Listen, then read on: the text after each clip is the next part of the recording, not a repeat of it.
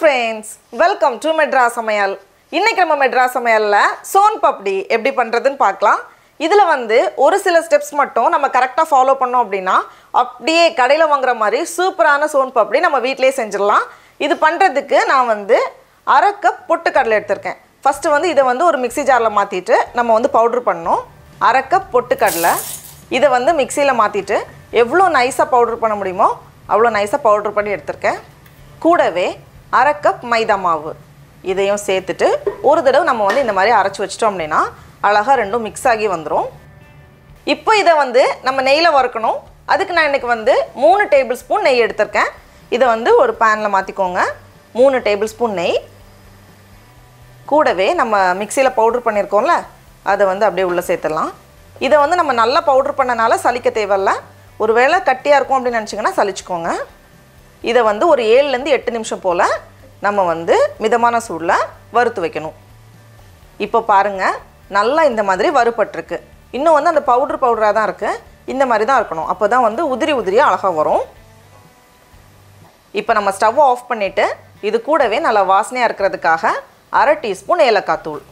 ஏலக்காய் தூள் இருந்தா தான் அந்த கடையில வாங்குற அந்த வாசனை வரும். அதுக்காக சேர்த்துட்டு இத வந்து நம்ம ஆற வைக்கணும். இருக்கட்டும். மாவு ரெடியா இருக்கு. இப்போ சர்க்கரை பாகு பண்றதுக்கு முன்னாடி ஒரு நான் ஸ்டிக் panல கொஞ்சம் நெய் தடவி வச்சிரலாம். அப்பதான் வந்து சர்க்கரை பாகு ரெடி ஆனதும் ஊத்துறதுக்கு சரியா இருக்கும். நல்ல இந்த மாதிரி நெய் தடவி ரெடியா வச்சுக்கோங்க. அதே மாதிரி நம்ம எந்த பாத்திரத்துல வைக்க போறோமோ நான் வந்து கொஞ்சம் அந்த பிஸ்தா பருப்பு இருக்கும்ல அத வந்து சின்ன சின்னதா கட் பண்ணி வச்சிருக்கேன். இது வந்து சும்மா ஒரு அளவுக்காக தான். இது வந்து கண்டிப்பா சேர்க்கணும்னு அவசியம் இல்ல. இப்போ நம்ம சர்க்கரை பாகு பண்ண ஆரம்பிக்கலாம். இந்த ஒரு இடத்துல தான் தப்பு நடக்கிறதுக்கு வாய்ப்பு இருக்கு. சர்க்கரை பாகோட பதம் சரியா வரதுக்கு முன்னாடி ஸ்டேஜ்ல நம்ம ஆஃப் பண்ணிட்டோம் அப்படினா அது வந்து ஸ்ட்ரெச் பண்றதுக்குலாம் ஈஸியா தான் இருக்கும். ஆனா ஒட்டிட்டு இருக்கும். ஒழுங்கா செட் ஆகாது. அதே நேரம் அந்த கரெக்ட்டான பதம் வந்து கொஞ்ச நேரத்துக்கு அப்புறம் நம்ம ஆஃப் பண்ணிட்டோம் அப்படினா ஒரு 2-3 வாட்டி தான் ஸ்ட்ரெச் பண்ண வரும். அதுக்குள்ள வந்து செட் ஆகிரும். ஒரு மாதிரி உடைஞ்சு போற மாதிரி இருக்கும். அதனால கரெக்ட்டான பதத்துல நம்ம ஆஃப் பண்ணனும். அது வந்து கொஞ்சம் அந்த கோல்டன் கலர் வரும்ல அந்த ஸ்டேஜ்ல கரெக்ட்டா நம்ம ஆஃப் பண்ணிரணும். அந்த ஸ்டேஜ்ல கரெக்ட்டா பிடிச்சிரணும். 1 கப் சர்க்கரை எடுத்துர்க்கேன். இது வந்து 200 கிராம். கூடவே கொஞ்சமா தண்ணி ஒரு 6 டேபிள்ஸ்பூன் போல தண்ணி சேர்த்திருக்கேன். 1/4 கப்போட கொஞ்சம் அதிகம் 1/2 கப்போட கொஞ்சம் கம்மி.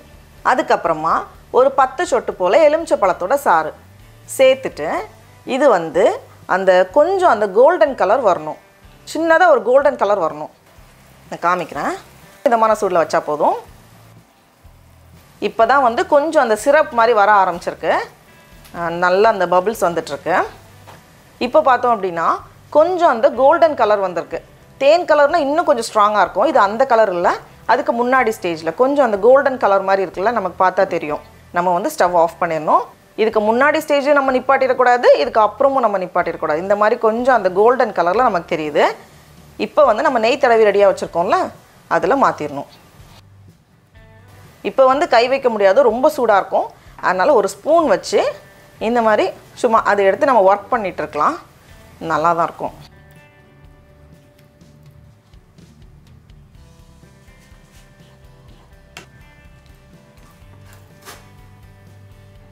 இது வந்து கை வைக்கிற சூடு வரைக்கும் நம்ம வெயிட் பண்ண கூடாது. சூடா தான் இருக்கும். அப்பவே வந்து நம்ம வர்க் பண்ணனும். இல்ல வந்து நமக்கு அந்த அளவுக்கு லேயர்ஸ் வராது. நம்ம எவ்வளவு தூரம் இழுக்குறோமோ அப்பதான் வந்து அவ்வளவு நல்லா ஃபைனா வரும். பார்க்க அழகா இருக்கும். ஆனா நல்லா சுடும். இத நான் வந்து அப்படியே கையில எடுக்கறேன். இந்த மாதிரி கையில எடுக்கிறதுக்கு அழகா வரும். சுடதா செய்து ஆனாலும் நல்ல சுவையான சோன் பப்படி சாப்பிடணும்னா கொஞ்சம் சூடு தாங்கணும். இந்த ரெண்டு இப்படி ஜாயின் பண்ணும்போது அழகா இந்த மாதிரி ரவுண்ட் ஷேப் வரும். இப்போ இத வந்து கொஞ்சம் கூட ஸ்ட்ரெச் பண்ணிட்டு நம்ம இந்த ஒரு மாதிரி லூப் மாதிரி போடணும். எக்ஸ் மாதிரி. ஃபர்ஸ்ட் 1-2 வாட்டி தான் ரொம்ப கஷ்டமா இருக்கும். ரொம்ப சுடும். அதுக்கு அப்புறமா கொஞ்சம் பரவாயில்லாம இருக்கும். இப்போ இந்த மாதிரி வந்துச்சா இத வந்து ஒரு லூப் மாதிரி. சோ ஒரு 10 வாட்டி இந்த மாதிரி பண்ணிட்டு நம்ம வந்து ரெடி பண்ணி வச்சுக்கோல மாவு அதுல புரட்டிடலாம். அந்த மாவுல நம்ம ஒன்ஸ் டிப் பண்ண ஆரம்பிச்சதுக்கு அப்புறம் நமக்கு இவ்ளோ சூடு தெரியாது. 10. இப்போ வந்து நம்ம ரெடி பண்ணி வச்சிருக்கோம்ல மாவு அத வந்து ஒரு ஒர்க் சர்ஃபேஸ்ல மாத்திக்கோங்க. இத வந்து இதல வச்சிட்டு நம்ம நல்லா புரட்டிட்டு இது பண்ணனும். இனி வந்து நமக்கு அவ்ளோ சுடாது. ஏனா அந்த மாவும் இருக்கறனால நமக்கு வந்து அவ்ளோ சுடாது.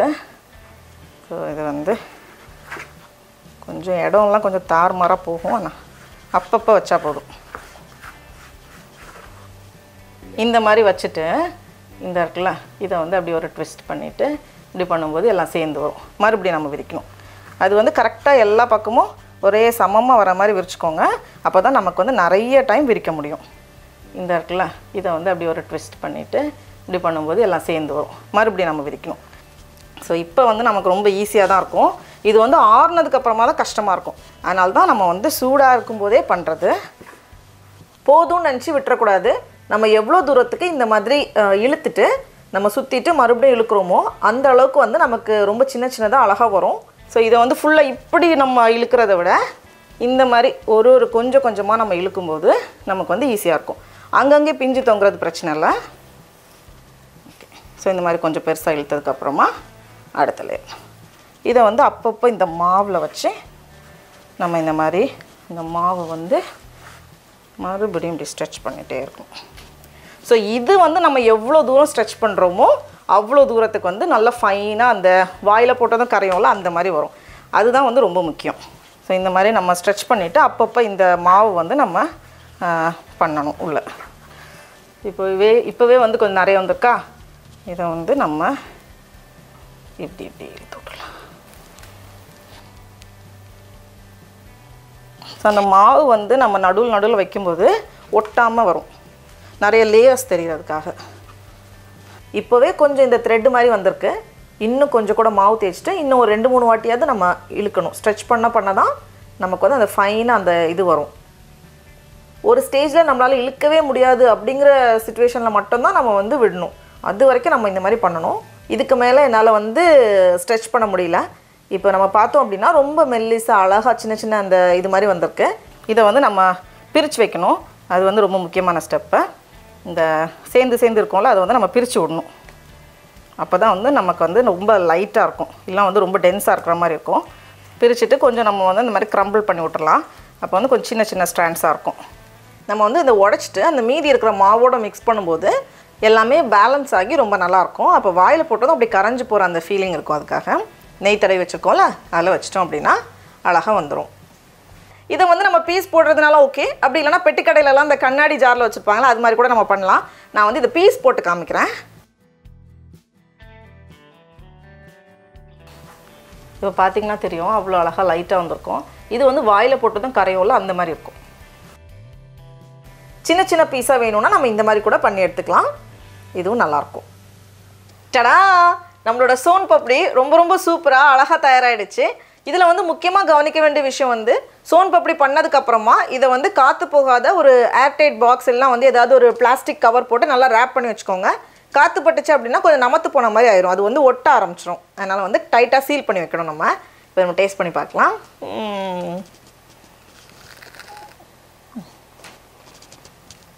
அப்படியே வாயில் போட்டதும் கரைஞ்சி போயிடுது. நீங்களும் கண்டிப்பாக இந்த ரெசிபியை வீட்டில் செஞ்சு பாருங்கள். உங்களுக்கு இந்த வீடியோ பிடிச்சிருந்துச்சுன்னா மெட்ராஸ் சமையலுக்கு சப்ஸ்கிரைப் பண்ணுங்கள். நாவின் சுவை எறும்புகள் மலரட்டும்.